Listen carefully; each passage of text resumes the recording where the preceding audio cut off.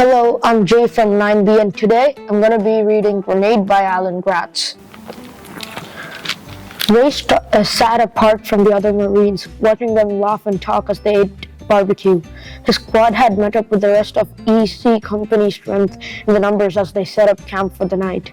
From the safety of their foxholes, they were all sharing in the feast Ray had prepared. He was the man of honor, but he didn't feel like much. He'd just watched Billy Linker get shot in front of him. So had the other men in Ray's squads. How could they be joking and enjoying barbecue just a few hours later? Sergeant Meredith sat down on the edge of Ray's foxhole. "You did good today," Sergeant Meredith said, flushing that sniper out. Flushing that 12-year-old boy out, Ray thought. That little kid. "You okay with it?" the sergeant asked. "The sniper, I guess," Ray said.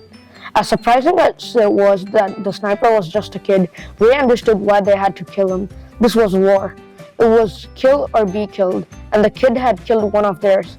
But the way Big John had done it so easily, so casually, but that wasn't even what was bothering him the most about the day.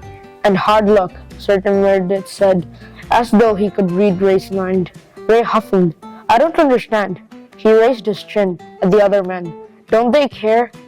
"They do care, yes," said the sergeant. "So do I, but it's fate. Either you have a bullet or a mortar or a grenade with your name on it, or you don't. That bullet finds you, and we mourn. But we have to move on. Nothing else we can do. But it just seems so heartless," Ray said. "It is," Sergeant Meredith allowed. "But Marines like me and Big John and the old man, this ain't our first rodeo. We have seen a lot of good men die. If we mourned every one of them the way they should be mourned, we'd go crazy." The sergeant rubbed the collars on his palm, the same place Ray's rifle had given him blisters during the basic training. "We had to let our skins harden up, so we don't feel it as much. We can't, or it hurt too bad. You ever see a guy with that 1,000-year stare? You know it's getting to him."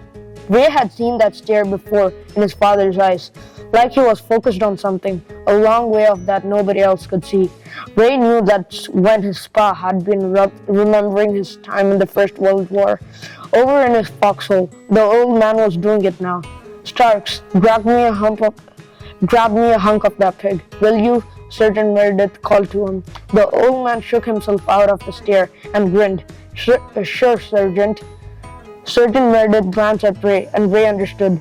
Their lieutenant found them out and told Sergeant Meredith that scouts had reported a possible enemy cave nearby. "Send a team to check it out while we have still got some daylight," the lieutenant said. The sergeant saluted and called Big John over. "Big John, take Gonzalez and barbecue here and a couple of the other rookies and show them the ropes." And just like that, Ray had a nickname, Barbecue. The cave was a quarter of a mile away from camp, very close to a steep cliff that ran a long way down to the sea, where waves crashed against big rocks. It was a natural cavern with rocks, walls, and a dirt floor. The entrance was about half as tall as Ray and overgrown with moss. It was pitch black, just a foot or two inside. There was no telling how far it went back into the hill, or if anybody was hiding inside. "Is someone going in there?" Gonzalez asked. "You kidding?" Big John said. "We're gonna flush him out. Rifles ready." Big John took a grenade from his belt, pulled the pin, and chucked it inside. Ray raised his rifle to his shoulder and aimed at the entrance. Boom! The explosion shook the ground, and smoke billowed out from the entrance. Inside, there were screams. Ray's heart raced, and he shuffled his feet nervously. Suddenly, people came streaming out from the cave, and Ray's finger tightened on the trigger, but it was a woman holding a baby. And the next target Ray swung to was a little boy, then an old man. Wait, Ray cried. "They're Okinawan civilians." The Okinawans kept coming. 10, 15, 20. Ray lost count. He watched as the people ran away, screaming from the Marines. They went straight for the edge of the cliff and raced back and forth along the edge of it, looking down like they were trying to find some path to escape. But Ray and the other Marines had walked along the ridge to get here. It was just long falling into rocks and trees. The grenade going off must have spooked them, Ray thought. He fished out his Japanese phrasebook and tried to find something that would calm them down. "Hido kote o washimasen." He tried walking closer.